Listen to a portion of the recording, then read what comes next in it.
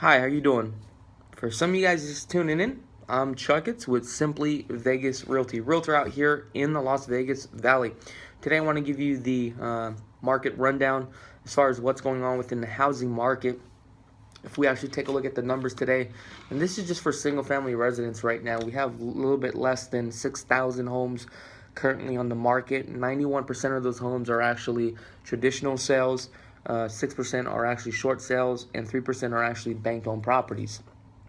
Now, let's take a look at the financing consideration. As far as all the properties that are currently on the market, what type of financing will the seller actually consider?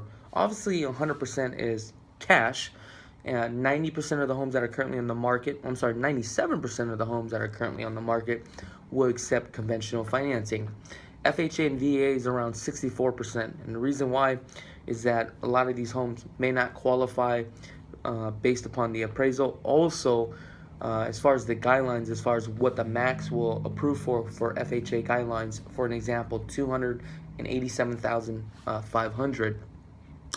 Only owners will carry is only less than 1.2% of the market. So, if you are a investor and you're looking for an owner will carry, those are very tough and hard to find those deals that are currently in the market. But what's most importantly is if we take a look at last week's closings, as far as for closing ratios on type of financing and cash, 25% of the buyers last week were actually cash buyers.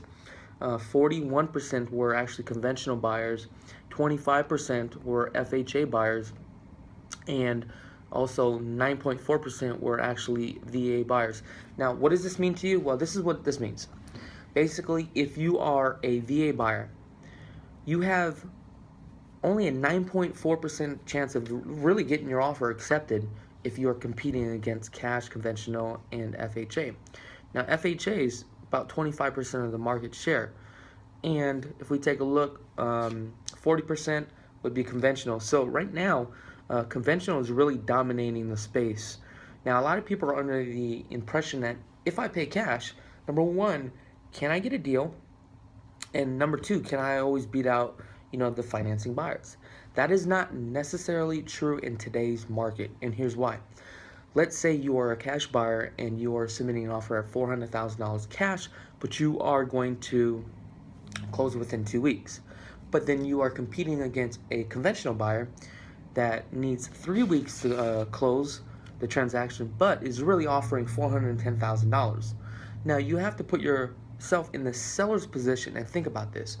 If you can make additional 5 to 10 grand more by waiting additional 7 more days, why wouldn't you do it? Okay. Now, for single family residents right now, for a 3 bedrooms, 2 bathrooms, 2-car garage throughout the valley, you can literally get for 1,800 square feet. 1,825 square feet. The medium sales price right now is actually at $238,000 at an average of $130 a square foot, which is sellers has actually lost the sales price since the previous week, which is 241,500. So we kind of took a little slight dip on it. So if you were actually a buyer, you were actually ahead of the curve. If you were a seller last week, from the previous week, you lost out on some money. The average days on the market right now for a single family residence is about 28 days. Now let's move along to townhomes. Townhomes, for 1,200 square feet, 2 bedrooms, 2 bathrooms, 2-car garage. The average sales price last week was $152,500 at an average price per square foot of $117, with an average of 16 days on the market. We actually lost. If you were a seller, you actually lost by putting your market on the. You actually lost by putting your property on the market last week, because the week prior to that, a townhome was actually selling roughly around $175,000. Last week we closed out $172,000. Moving on to condos. Condos, if you are in the market for condos, you literally can get for 2 bedrooms, 1,000 square feet for $105,000 at an average of $113 a square foot. Now, the average days on the market right now for a condo is 15 days. So it's actually moving pretty quickly. As far as for the inventory, we actually have about a 3.3 month supply of inventory. And we are selling an average of 2,100 homes every single month. As far as for price reductions for sellers, basically is at 7.5% of the market share today. So what that means is the sellers that are actually putting their properties on the market, 7.5% of them are actually not getting their offer.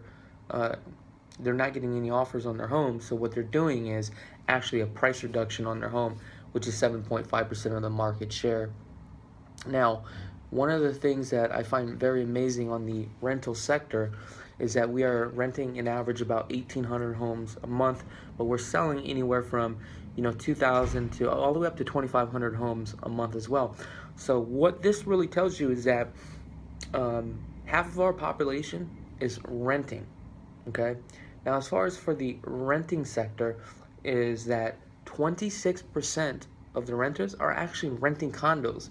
That's why the condo pricing is actually going up. But I always thought that the townhome would actually rent faster and is actually more desirable than a condo.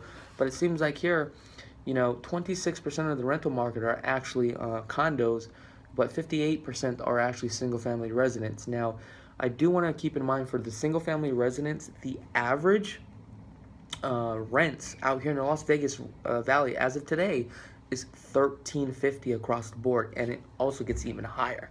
Okay, now I hope you guys find this information valuable. If you guys want more content like this, please don't forget to like, comment, or subscribe to the channel. We would really appreciate that. Also, if you are a buyer just getting into the market, okay, education is the key when actually purchasing a home out here in the Las Vegas Valley. So don't forget to tune in to our local radio show. It's called the Market Snapshot. It's every Saturday from 1 to 2 p.m. on KDWN on 720, and it's an AM station, News Talk Radio. Thanks for tuning in. I'm Chuckets with Simply Vegas, and have a great day.